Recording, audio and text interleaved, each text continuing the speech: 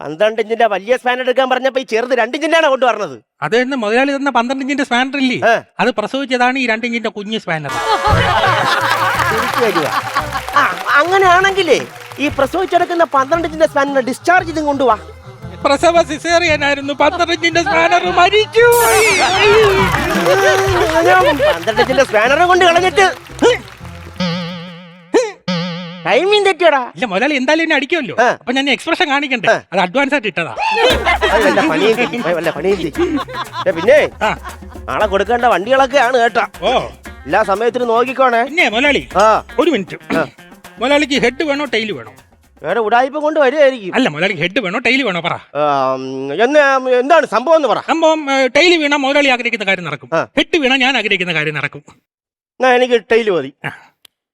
Head ഞാൻ ആഗ്രഹിച്ച കാര്യം നടന്നു. എന്താണ് ഞാൻ ആഗ്രഹിച്ച കാര്യം? ഞാൻ പണിക്കില്ല, വീട്ടിൽ പോകണം.